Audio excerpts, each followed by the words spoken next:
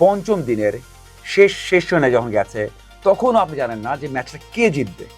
সালমান আগা কিন্তু অনেক কিছু করেছেন, তিনি হেলমেট ছুঁড়ে মেরেছেন, রাগ দেখিয়েছেন, থুতু মেরেছেন।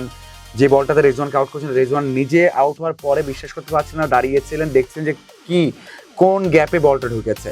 আমিনুল ইসলাম বুলবুল কি ভুলটা করেছিলেন? তিনি ক্রিকেটারদের দালাল বানিয়েছিলেন, সাংবাদিকদের দালাল বানিয়েছেন, দর্শকদের দূরে সরিয়ে দিয়েছিলেন, মানে নিশ্চিতভাবেই সভাপতি হওয়ার জন্য নির্বাচন করবেন। এবং আপাতত যে নামগুলো শোনা যাচ্ছে সেই নামগুলোর মধ্যেও তামিম ইকবালই এগিয়ে আছেন। ব্যস্ত বাংলাদেশ ক্রিকেট আঙ্গন। মুমিনুল শান্তরা দুর্দান্ত, সভাপতি হিসাবে তামিমও চেষ্টা করে যাচ্ছেন। বিসিবি নির্বাচনও আসন্ন। এরকম নানা ইস্যু নিয়ে আমাদের আজকের আয়োজন। সাথে আছেন সিনিয়র সাংবাদিক মাজহারুল ইসলাম। মাজহার ভাই কেমন আছেন? ভালো আছে, আপনি কেমন আছেন? এই তো আছি আলহামদুলিল্লাহ। শুরুতেই জানতে চাবো গতকালের ম্যাচ কেমন দেখলেন? এক কথায় দারুণ, দুর্দান্ত একটা ম্যাচ। আপনি মিরপুরে খেলা হচ্ছে, সেখানে আপনি পঞ্চম দিনে ম্যাচ হবে এবং পঞ্চম দিনের শেষ রানে যখন গেছে তখনও আপনি জানেন না যে ম্যাচটা কে জিতবে। মানে টেস্ট ক্রিকেট কত রোমাঞ্চকর হতে পারে, কতটা দারুণ হতে পারে। মানে টেস্ট ক্রিকেট যে এখনও সেই ক্রিকেটের সব কিছু, ফাদার অফ দ্য ক্রিকেট, সেটা আমরা বুঝতে পারি। এবং সেটা আমরা জানতে পারলাম এই টেস্ট দিয়ে যে মিরপুরে বাংলাদেশ দল পঞ্চম দিনে নিয়ে গেছে এবং কেউ জানে না ওই সময়টাতে কে জিতবে। থার্ড সেশন যখন শুরু হলো তখনও পাকিস্তানের হাতে 7টা উইকেট। মানে ড্র হবে, পাকিস্তান জিতবে না বাংলাদেশ জিতবে, মানে এটা এক কথায় বাংলাদেশ জিতেছে। এখানে যদি পাকিস্তানও জিততো, এখানে যদি ড্র হতো, যে কোনো ফল হতো, তারপরেও এটা বলা হতো যে অন্যতম সেরা একটা টেস্ট। বাংলাদেশে যতগুলো টেস্ট হয়েছে, যত রোমাঞ্চকর টেস্ট হয়েছে, তার মধ্যে আপনাকে রাখতে হবে। আমি খুবই এনজয় করেছি। আমার মনে হয় যারা দেখেছেন টেস্ট, যারা ক্রিকেট ফলো করেন, ক্রিকেট লাভ করেন, তাদের জন্য এই টেস্টটা খুবই দারুণ ছিল। বড় বড় অনেক অবদান আছে। আমি জানতে চাই এমন কোনো অবদান যেটা আলোচনা হচ্ছে না কিন্তু অনেক বড়। না, ঠিক বলেছেন। আমরা দেখলাম যে মুমিনুল, সেখানে শান্ত অথবা মিরাজ অথবা রানা, তারা অনেক বড় অবদান রেখেছে এই ম্যাচ জয়ে। এবং তাদের নিয়ে অনেক কথা হচ্ছে, নিউজ হচ্ছে, আলোচনা হচ্ছে, তাদের নিয়ে আলোচনা হবে। আপনারা স্কোর কার্ড বের করবেন, হাইলাইটস দেখবেন, তখনও তাদের নামটা সামনে আসবে। কিন্তু একটা নাম আমার মনে হয় যে এই ম্যাচে অনেক বড় একটা অবদান রেখেছেন, সেটা তাসকিন আহমেদ। তাসকিন প্রথম ইনিংসে 2টা উইকেট নিয়েছেন, 17 ওভারের মতো বল করেছেন এবং প্রথম আপনি দেখেন সেঞ্চুরি করেছেন। আজান তার উইকেটটা নিয়েছেন, টপ অর্ডার উইকেট আরেকটা নিয়েছেন এবং ব্যাট হাতে যে কাজটা করেছেন, বাংলাদেশ 384 রানে 9 উইকেট, যদি সেখানে আউট হয়ে যেতেন তাহলে বাংলাদেশ লিডটা পেত না। টেস্ট ক্রিকেটে আপনি যদি 10 রানের লিড পান, সেটা বড় একটা ভ্যালু ক্রিয়েট করে বা ভ্যালু থাকে। তো আমার মনে হয় ওই রানটা, মানে 28 রান করেছেন তাসকিন, 29 রানের পার্টনারশিপ, 27 রানের একটা লিড, সাইকোলজিক্যালি মেন্টালি আপনি এগিয়ে গেলেন, সেটা তাসকিন দিয়েছেন। দ্বিতীয় ইনিংসে প্রথম উইকেটটা তাসকিন নিয়েছেন এবং এরপর আরও একটা উইকেট নিয়েছেন, সালমানের উইকেটটা নিয়েছেন। তো সব কিছু মিলিয়ে আমার কাছে মনে হয়েছে তাসকিন এমন একটা নাম, এই ম্যাচের অন্যতম নায়ক, যে নামটা আপনি নিজে হয়তো কল্পনা করেন, আমি বলার পর হয়তো চিন্তা করছেন যে টেস্ট ক্রিকেটে এমন কিছু মোমেন্ট থাকে, একটা পার্টনারশিপ ভাঙতে হবে, একটা পার্টনারশিপ করতে হবে, সেই কাজটা তাসকিন করেছেন। তাকে নিয়ে সেই আলোচনাটা নেই। আমার মনে হয় যে এই ম্যাচের অন্যতম নায়ক তাসকিন আহমেদ। সালমান আগার এক ধরনের অসম্মান করে বাংলাদেশকে কথা বলেছে, কি বলতে চাচ্ছেন? না, অবশ্যই আপনি দেখেন যে প্রেস কনফারেন্সটা আগের দিন করেছেন, মানে বাংলাদেশ সাহস পাবে না, বাংলাদেশের সাহস নেই, বাংলাদেশ দল কিভাবে সাহস দেখাবে, বাংলাদেশ দল এটা করবে না, 3 থেকে 4 বার, তারও বেশি বার এই কথা বলেছেন। মানে একে 3-4 বার, তারও বেশি, আবারও বলছি, এই কথাগুলো বলেছেন। দেখুন, হতে পারে তাদের টেকনিক, তারা এই কাজটা করতে চান, প্রেশার ক্রিয়েট করতে চান। কিন্তু পরের দিন যখন তাদের ক্যাপ্টেন আসলো প্রেস কনফারেন্সে, আমরা জিজ্ঞাসা করলাম যে তোমাদের ক্রিকেটার তো এই কথা বলে গেছে যে বাংলাদেশের সাহস নেই, তো তিনি বলেছেন যে আমরা তো জানি না। মানে একটা টিম প্ল্যান হলে, টিম গেম হলে, বা তাদের প্ল্যানটা কি হলে, সেটা তো জানতেন।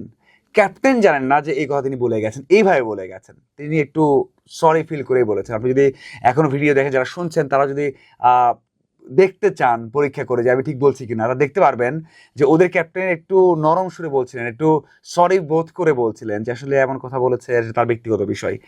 এই যে ব্যক্তিগত বিষয়টা কোথা থেকে আসলো, কোথা থেকে আসলো? আমার মনে হয় যে মিরাজের ঘটনা ঘটেছিল। এটা ছিল ওডিআই সিরিজের দ্বিতীয় ম্যাচ, যেখানে মিরাজ তাকে রান আউট করেছিলেন, যে বলটা ধরে সালমান আগা দিতে দিতে চেয়েছেন মিরাজকে, মিরাজ সেটা ফলো না করে আউট করে দিয়েছেন, রান আউট। বাংলাদেশ, পাকিস্তান, ভারত সব জায়গায় আলোচনা হয়েছে, নিউজ হয়েছে যে ফেয়ার প্লে বা এইভাবে আউট করা যায় না।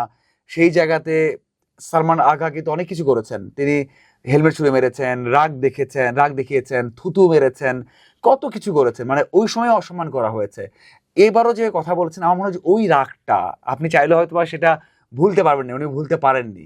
ওই রাগটা হয়তো উনি ঝেড়ে দিয়েছেন যে আসলে আহ, আমি এটা ভুলবো না, মিরাজ খেলছে, বাংলাদেশের কাছে আমার সাথে করেছে, ওই রাগের থেকেই মনে হয় তারা এটা এসেছে। এটা একটা ইস্যু। একটা ইস্যু হতে পারে না তিনি ব্যক্তিগতভাবে এমন, কিন্তু তাকে তো আমরা এর আগেও দেখেছি, এর আগেও প্রেস কনফারেন্স করেছি, আমরা কখনো এরকম পার্সোনালিটি দেখিনি তাকে। তাতে একটু খটকা লাগে যে আসলে আমার মনে হয় ওই ঘটনার জন্যই তারা এই কাজটা করা। নাহিদ রানাকে নিয়ে কথা বলি। নাহিদ রানার বল এবং অ্যাগ্রেশন কেমন লেগেছে আপনার কাছে? রাহিদ রানা তো শুধু আমার কাছে কেন, সারা ওয়ার্ল্ডেই বলা হয়, যারাই দেখেন তারাই খুব এক্সাইটেড ফিল করেন। এবং পিএসএল খেলেছেন, সেখানের আমির থেকে শুরু করে অনেক অনেক পেসার তার সাথে দেখা করেছে, এবং একটা রিয়াকশন ভাইরাল হয়েছিল আমিরের। তিনি শিখিয়েছেন, রানার সাথে কথা বলেছেন, এরপর যে বলটা করেছেন তার যে রিয়াকশন ছিল, যেটা কীভাবে সম্ভব, মানে সেই রিয়াকশনটা এখন মনে পড়ছে। এবং যে বলটা করেছেন, আমার মনে হয় বাংলাদেশের টেস্ট ইতিহাসে যতগুলো বল আপনি যদি 10টা বল বাছাই করেন পেসারদের মধ্যে, তার মধ্যে এই বলটা আমরা রাখতে হবেই। যে বলটাতে রেজওয়ানকে আউট করেছেন, রেজওয়ান নিজে আউট হওয়ার পরে বিশ্বাস করতে পারছিলেন না, দাঁড়িয়েছিলেন, দেখছিলেন যে কি কোন গ্যাপে বলটা ঢুকেছে। আপনি মনে করেন যে ওয়াকার ইউনুস এবং হচ্ছে ওয়াসিম আকরাম, বা ওয়াসিম আকরাম সাথে হচ্ছে আপনার শোয়েব আক্তার, কার বল সুইং বেশি করবে? নিঃসন্দেহে আপনার ওয়াসিম আকরাম সুইং বেশি করবে। যার পেসটা একটু কম তার সুইং করার সময়টা বেশি পায়। কিন্তু এত পেসে আপনি 142 কিলোমিটার/আওয়ারে বল করছেন, আপনি বল করছেন 144 কিলোমিটার, 45 কিলোমিটার/আওয়ারে, সেই বল আপনার সুইং করে ঢুকে যাবে, এটা এটা আসলে মানে খুবই অসম্ভব বিষয়ে পড়ে যায়। হ্যাঁ, আপনি বলতে পারেন যে উইকেটের অ্যাসিস্ট্যান্ট ছিল কিছুটা, কিন্তু যে বলটা হয়েছে, যে রিয়াকশনে আউট হয়েছেন, সেটা আসলে মানে অসম্ভব একটা বল তিনি করেছেন। এবং এটা আমি অবশ্যই বলতে চাই যে আপনি বাংলাদেশ টেস্ট ইতিহাসে 10টা বলের মধ্যে এটা অবশ্যই থাকবে। তার এগ্রেশন, তার বোলিংয়ের যে স্কিলটা, সেটা বেড়েছে। আমার মনে হয় যে এটা বড় একটা প্রসপেক্ট, এবং বাংলাদেশ দলকে বড় সাফল্য এনে দেওয়ার জন্য তো ভূমিকা রাখছেই। সামনে বড় ম্যাচ, যেমন আমরা অস্ট্রেলিয়ার সাথে অস্ট্রেলিয়া মাটিতে খেলবো, সাউথ আফ্রিকায় খেলবো, যখন বাইরে খেলবো, তখন ওই যে ম্যাচ জয়ের যেই আপনার সামান্য ডিফারেন্সটা থাকে, সেটা কিন্তু আমার মনে হয় যে নাহিদ রানা বাংলাদেশকে ভালোভাবে প্রোভাইড করতে পারবেন। আচ্ছা, মুমিনুল শান্তর ব্যাটিং দেখে কোনোভাবে মিরপুরের মতো পিচে উইকেটে কোনোভাবে মনে হয়েছে যে তারা বাংলাদেশের খেলোয়াড়? সবশেষ 5টা টেস্ট ইনিংসে 50 করেছে মুমিনুল। তার 100 নেই, অনেক দিন হয়ে গেছে, 82, 87, 91, 77 রান আউট হচ্ছেন, কেন যেন 100 পাচ্ছে না। কিন্তু সবশেষ 5 ইনিংসে 50 করেছেন। ইতিহাসে সর্বোচ্চ 7টা ইনিংসে 50 করা রেকর্ড আছে। রজার্স করেছেন, সেখানে অ্যান্ডি ফ্লাওয়ার করেছেন, সেখানে সাঙ্গাকারা করেছেন, সেখানে আরও একজন চন্দ্রপাল করেছেন, এমন বেশ কয়েকজন আছে যারা 7টা টানা ইনিংসে 50 করেছেন। তো মুমিনুল 5টা করেছেন, নেক্সট 2টা ইনিংসে যদি 50 করেন, তাহলে তো ওই সবাইকে ছুঁয়ে ফেলবেন। এখনও রেকর্ড, এখনও অনেকের সাথে তিনি রয়েছেন, যেমন জো রুটের সাথে রয়েছেন। এছাড়া আরো বড় কিছু তারকার সাথে তিনি এখনো বিলং করছেন। তো এটা বড় একটা ফ্যাক্ট, বড় একটা অ্যাচিভমেন্ট। শান্ত তো অস্বাভাবিক পারফর্ম করছেন, মানে এভাবে বললেও কম বলা হবে কিনা জানি না। তার এখন মনে হয় 9টা 100 আর 6টা 50 আগে ছিল, মানে তার কনভার্সন রেটটা দারুণ। সেখানেও তিনি ব্র্যাডম্যানের আশেপাশে চলে গেছেন, 3 নম্বরে আছেন কনভার্সন রেটে। লাস্ট সেঞ্চুরিটাও হতো, দুর্ভাগ্যজনকভাবে রিভার্স সুইপে আউট হয়ে গেছেন, বাট ওটা করলে কনভার্সন রেট আরও বাড়তো। মানে 3জন রয়েছেন টপ কনভার্সন রেটে, সেখানে তিনি রয়েছেন। এক কথা, আপনি যে কোশ্চেনটা করেছেন, খুবই দারুণ কোশ্চেন করেছেন, যে আসলে তাদেরকে বাংলাদেশি মনে হয় কিনা। এখন যে পারফর্ম করছেন, সেটা অবশ্যই বাংলাদেশের কেউ এর আগে করেনি। আর একটা বিষয় আমরা ছোট করে দেখতে চাই, আমরা তো বলতে পারি যে হ্যাঁ, সাউথ আফ্রিকা, অস্ট্রেলিয়া, ইন্ডিয়া, অন্য কন্ডিশনে দেখলে বোঝা যাবে আসলে তারা কেমন করছে। বাট যা করছেন, এটা কোনোভাবে ছোট করার অপশন নেই। India, Australia, south Africa, Sri Lanka, তারা হোম কন্ডিশনেই পারফর্ম করেন, তারা হোম কন্ডিশনের সুবিধা নেন, তারা হোম কন্ডিশনে বেশি রান করেন।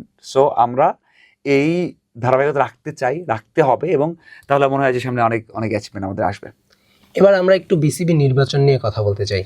বিসিবি নির্বাচনের শুরুটা কি হতে পারে? নির্বাচনের শুরু আপনি বলতে হয়ে গেছে। সবশেষ বোর্ড সভার শেষে কিন্তু তামিম ইকবাল বলেছেন, অ্যাডহক কমিটির সভাপতি, বিসিবির সভাপতি, তিনি বলেছেন যে আমরা নির্বাচনী প্রক্রিয়া আজ থেকে শুরু করলাম। এবং আমরা যখন কথা বলছি, তখনও দেখলাম যে একটা প্রেস লিস্ট দেওয়া হয়েছে, সেখানে নির্বাচন কমিশন গঠন করা হয়েছে, তিনজনের কমিটি গঠন করা হয়েছে। তার মানে খুবই খুবই ভালো একটা কাজ শুরু হয়ে গেছে, নির্বাচনটা হচ্ছে এবং নির্বাচনের ডেট এখনো ঠিক করা হয়নি। যেই কমিটি করা হয়েছে তারাই ডেট ঠিক করবেন, কাউন্সিলর যাচাই বাছাই করবেন, অনেক কিছুই কাজ করবেন। মনে হয় যে কমিটিটা হয়েছে, আমি নাম দেখেছি, ভালো হওয়ার কথা, ভালো কাজ করবেন।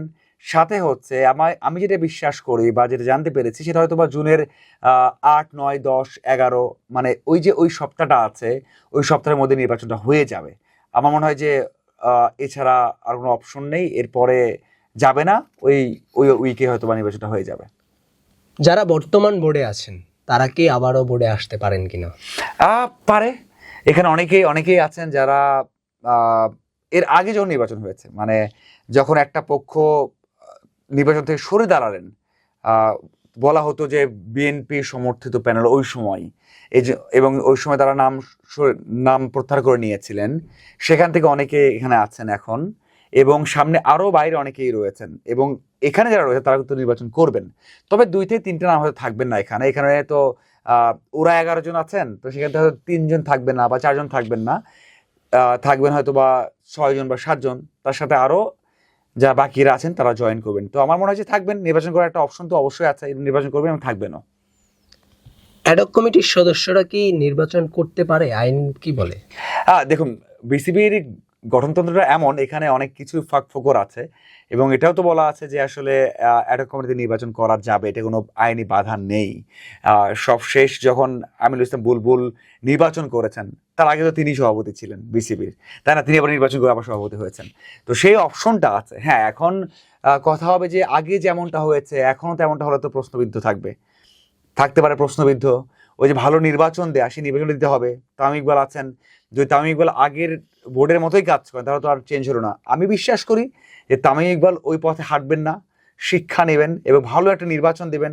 তারপর সভাপতি যিনিই হোক, তামিম ইকবাল হোক অথবা অন্য কেউ হোক, ABCD যিনি হোক না কেন, নির্বাচনটা ভালো হোক এবং যারা কাজ করতে আসবেন তারা ভালোভাবে এবং ভালো জায়গা থেকে, যারা ক্রিকেটে কাজ করেছেন, কাজ করতে চান, কাজ করতে পারবেন, তারা আসুক। এবং আমি বিশ্বাস করি যে নির্বাচন এখন যে পথে আছে, যে পথে এগোচ্ছে, তাতে ফেয়ার একটা ইলেকশন হবে।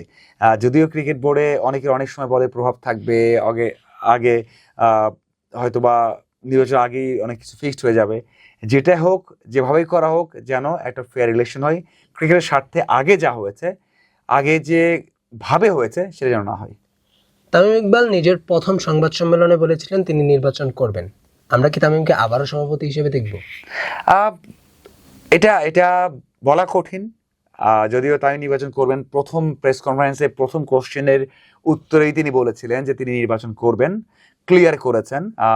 এবং নির্বাচন করার তো অপশন আছে যে বললাম, সাথে মানে নিশ্চিতভাবেই সভাপতি হওয়ার জন্য নির্বাচন করবেন।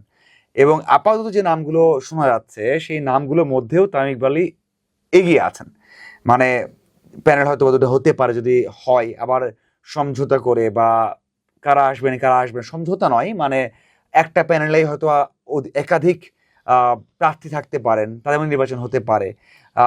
যেটাই হোক না কেন, তামিম ইকবাল সভাপতি হতে চান, এবং হওয়ার পথে এখন পর্যন্ত যেই আমাদের কথা বলা, যোগাযোগ করা, কারা আসছেন কারা আসতে চান না, তাতে আমাদের মনে হচ্ছে তামিম ইকবাল আবারও সভাপতি হয়ে আসবেন। এবং সাম্প্রতিক সময় যে কাজগুলো করেছেন, আপনি অনেক সমালোচনা থাকতে পারে, চেষ্টা করছেন যে আগে যে ভুলগুলো যারা করেছেন, সেটা BPL হোক, সেটা ক্রিকেট বোর্ডের কোনো কার্যক্রম হোক, সেটা সাবেক প্লেয়ার হোক, বর্তমান প্লেয়ার হোক, সেই ভুলগুলো না করা। এবং আপনি দেখবেন যে কোনো সময় গাড়ি উপহার দিচ্ছেন, কোনো সময় বাইক উপহার দিচ্ছেন, কোনো স্কুটি উপহার দিচ্ছেন, কোনো সময় ক্রিকেটারদের উদ্বুদ্ধ করছেন। এটা খুবই ইম্পর্টেন্ট একটা বিষয়। আমি একটা বিষয় জানাই রাখতে চাই যে আমিনুল ইসলাম বুলবুল কি ভুলটা করেছিলেন। তিনি ক্রিকেটারদের দালাল বানিয়েছিলেন, সাংবাদিকদের দালাল বানিয়েছেন, দর্শকদের দূরে সরিয়ে দিয়েছিলেন। কিন্তু বোর্ড সভাপতিরা বা বোর্ড পরিচালকরা ছিলেন কি একেবারেই ফ্রেশ, তাদের নামে কোনো কিছুই আসতো না, বলা যেত না, বলা হতো না। বললেই তারা দালাল হয়ে যেত, সেটা সাংবাদিক হোক, প্লেয়ার হোক, মানে যে সমর্থকটা হোক। আমি আবারও বলছি ভালো করে, যদি তামিম ইকবাল বা অন্য সভাপতি সেম ভুল করেন, তারা যদি ক্রিকেটারদের নিয়ে কথা বলেন, ক্রিকেটারদের অসম্মান করেন, যে সভাপতি হোক না কেন, এই কাজগুলো করেন, তাদেরকে নিয়ে সাংবাদিকরা ওই একই অ্যাপ্রোচেই কথা বলবেন, একই অ্যাপ্রোচেই নিউজ করবেন, একই অ্যাপ্রোচেই যাবেন। সাংবাদিকদের তাও আবারও মানে দাল বলা হোক, খারাপ বলা হোক, যেটাই বলা হোক, তামিম ইকবাল জানেন কনসিকুয়েন্সটা কি, ফলটা কি। এই জন্য আমার মনে হয় তামিম ইকবাল সে ভুলটা আর করবেন না, যেটা আগের বোর্ড পরিচালক বা সভাপতিরা করেছেন, এবং যদি করেন ফল একই হবে, সেটা সবার হবে। তবে আমরা সাম্প্রতিক সময় দেখেছি যে ওই কাজটা করছে না, প্লেয়ারদের মূল্য দিচ্ছেন, গ্রাউন্ড স্টাফদের ভ্যালু দিচ্ছেন, রেসপেক্ট দিচ্ছেন, তো এটা ভালো, এটা তো আপনাকে ভালো কথা বলতেই হবে। যদি সেম কাজ করেন তাহলে সেম পরিণত হবে। শেষ প্রশ্ন আপনার কাছে জানতে চাবো, বোর্ডে নতুন কেউ আসবে কিনা, আর নতুন যারা আসবে কেমন করতে পারে তারা বোর্ডে? অনেকেই আসতে পারেন, পুরনো অনেক নাম শোনা যাচ্ছে। নির্বাচন তো অনেকেই করতে পারেন, অনেকের নাম এখন শুনতে পারবেন না, হঠাৎ করে শুনতে পারবেন, সেটা হচ্ছে কাউন্সিলরশিপ জমা দেওয়ার পর। সেখানে লাস্ট বোর্ডে 2-3 জন আসবেন নির্বাচনে, এটা জানা যাচ্ছে। লাস্ট বোর্ডে বড় বড় কিছু নামও আসবেন 2-3 জন, এবং সেখান থেকে ডিরেক্টর হতেও পারেন 1-2 জন। আর আমি রিসেন্ট দেখলাম, এবং ওই সময় যারা নাম প্রত্যাহার করে নিয়েছেন তার মধ্যে একজন ছিলেন আসিফ রাব্বানী সিরাজ। তিনিও কিন্তু ভালো একজন ক্যান্ডিডেট, তিনি রিসেন্ট কাজ করেছেন দেখলাম, বগুড়াতে একটা ট্যালেন্ট হান্ট করেছেন। এর আগেও বগুড়া বেসড অনেক কাজ করেছেন, ঢাকায় কাজ করেছেন, ক্রিকেটের সাথে অনেক দিন হলো যুক্ত আছেন, অনেক বছর যুক্ত আছেন। দেখুন, একটা সংগঠক খরচ করেন, এটা একদমই ক্লিয়ার কথা। বাংলাদেশে যারা বোর্ডে আসেন, যারা ক্লাব চালান, তারা কোনো ইনকাম করতে পারেন না ভাই, দুর্নীতি আলাদা বিষয়। এই যে যার নাম বললাম বগুড়ার সংগঠক, তিনিও কিন্তু নাম প্রত্যাহার করে নিয়েছিলেন ওই নির্বাচনের সময়, কিন্তু তিনিও অনেক কাজ করে যাচ্ছেন, তার ক্লাবও আছে ঢাকাতে, তিনি ক্লাব চালাচ্ছেন।